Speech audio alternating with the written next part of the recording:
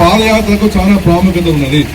ఇవాళ ఏదో మన రాజకీయ పార్టీగానో మన పార్టీ కార్యక్రమం బాగా చేసిన ఒక పాదయాత్ర కాదు.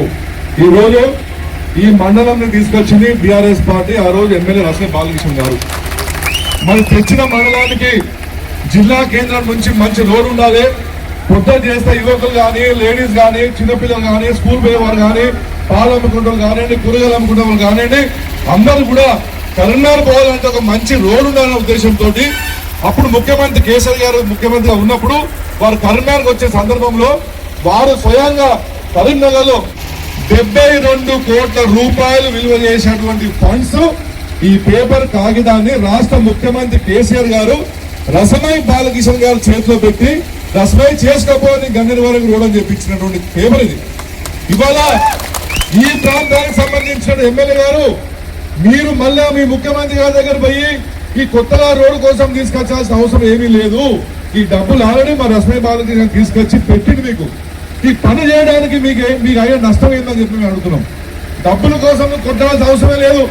వచ్చిన డబ్బులు ఖర్చు పెట్టేయడానికి కోసం ఎమ్మెల్యే గారు ఎందుకు ఇంత జాప్యం చేస్తుందో మనకు మాత్రం అర్థమైతే లేదు. ఈ రోజు చాలా మంది ఎమ్మెల్యే మాకు నిధులు కావాలని బద్దాడుకుంటున్నారు.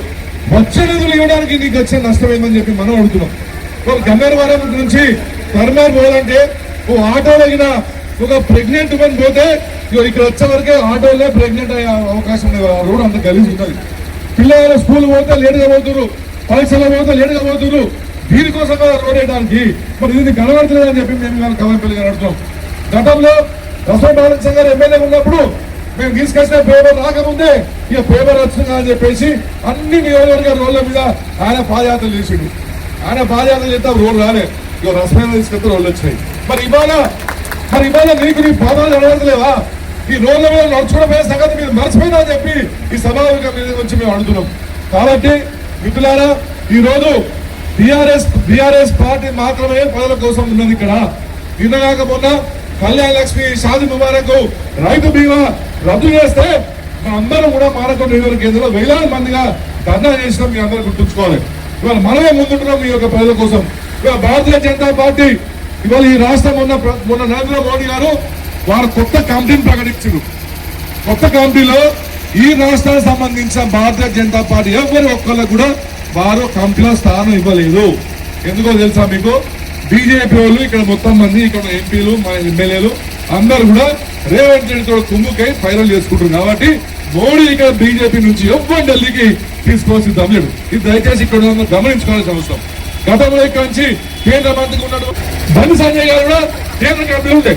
దయచేసి మిత్రులారా, ఇవాళ ఈ పాదయాత్ర మన పార్టీ బలోపేతం కోసమో లేకపోతే ఇంకేదో ఎలక్షన్ల కోసం చేసింది కాదు. ఎలక్షన్ కూడా ఏం లేవు.